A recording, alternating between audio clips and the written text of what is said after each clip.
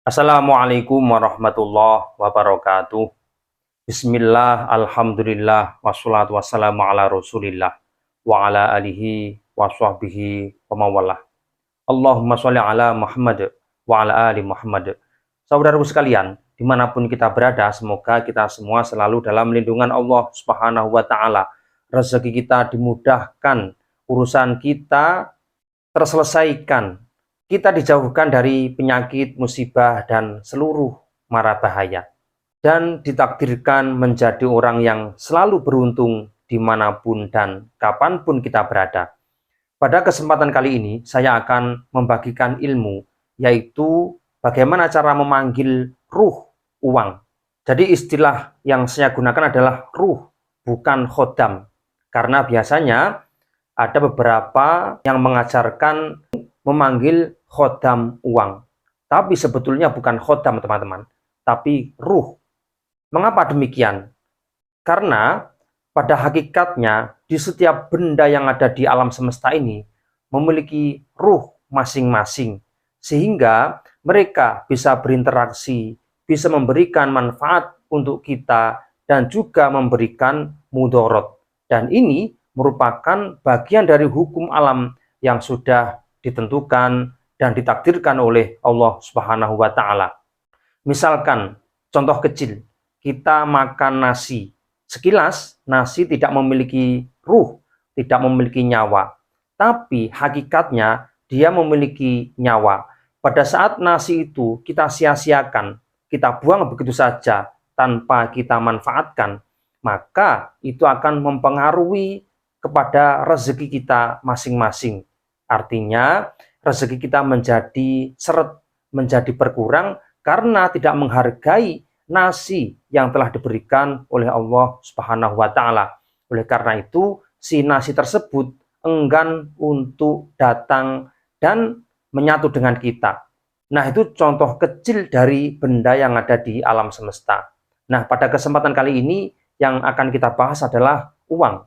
Perlu diketahui, uang memiliki ruh. Karena uang ini diciptakan untuk alat tukar, sehingga dia memiliki harga selevel dengan sesuatu yang kita beli. Walaupun masih di zaman purba, manusia belum menggunakan mata uang, tapi nilai barter atau tukar terhadap benda ini memiliki nilai, teman-teman. Sehingga mata uang atau nilai tukar itu selalu berharga bagi orang-orang yang memilikinya. Saudaraku sekalian, seringkali kita menjumpai seseorang yang selalu dibanjiri oleh rezeki, oleh uang. Dia selalu memiliki uang yang berlimpah. Bahkan umur hidupnya tidak pernah kekurangan atau tidak pernah sepi dari uang. Sedangkan kebalikannya, banyak orang yang justru kesulitan untuk mendapatkan uang. Padahal dia pintar, rajin bekerja, tapi justru tidak memiliki uang. Nah, ini dikarenakan tidak memiliki titik kelemahan atau titik di mana sang uang tersebut bisa tunduk dengan kita. Nah, bagi seseorang yang mengetahui rumus atau pola daripada karakter uang, sifat uang, maka mudah baginya untuk mendapatkan uang. Bahkan uang yang akan datang dan mengejar kepada kita semua. Sebelum kita membahas bagaimana cara memanggil ruh uang, perlu kita ketahui sifat atau karakter uang. Yang pertama, uang itu sebetulnya memiliki ruh, sebagaimana benda-benda yang ada di alam semesta ini. Sehingga karena dia memiliki ruh, maka harus kita perlakukan dengan cara yang baik. Misalkan, jangan sampai kita menaruh uang sembarangan, kemudian uang tidak dirapikan, lalu kita lempar, maka ini sama halnya tidak menghargai uang. Dan ini berlaku untuk benda-benda di sekeliling kita, teman-teman. Oleh karena itu, kenapa dalam agama Islam kita diajarkan untuk selalu hidup bersih, merapikan tempat-tempat, merapikan baju, merapikan wadah-wadah. Ini karena mereka semua memiliki ruh. yang selalu berinteraksi dengan kita, walaupun kita tidak mengetahui atau tidak memahaminya. Kemudian karakter uang yang kedua yaitu, uang itu tidak mengenal agama. Karena uang bukanlah makhluk mukallaf yang memiliki kewajiban seperti kita. Dia memiliki ruh, tapi tidak memiliki akal. Sehingga dia tidak wajib beragama. Oleh karena itu, agama apapun, dari golongan manapun, jika tahu rumus atau karakter uang ini, maka dia mudah mendapatkan uang atau dicintai oleh uang. Nah, kemudian karakter uang yang ketiga, yaitu uang tidak mengenal baik dan buruk.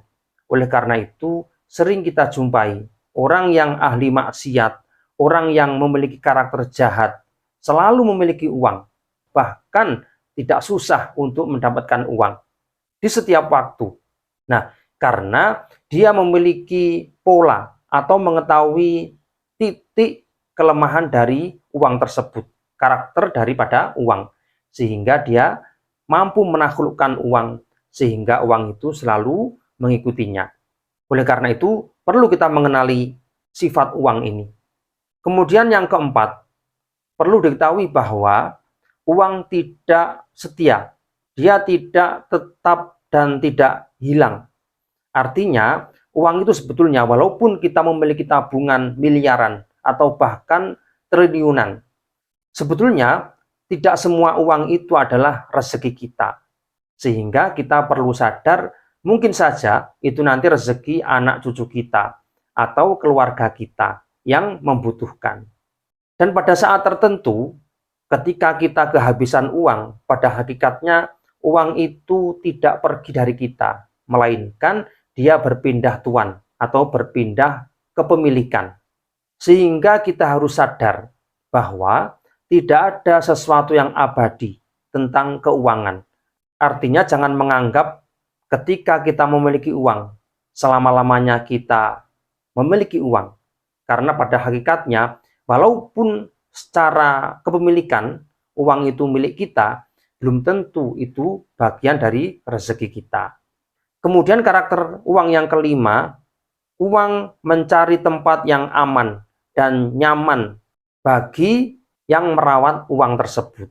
Artinya, uang itu selalu mendekati seseorang yang menggunakannya dengan semestinya, tidak dihambur-hamburkan. Oleh karena itu, bagi seseorang yang cinta atau mampu meluluhkan ruh uang ini, dia selalu diikuti oleh uang, kapanpun dan dimanapun.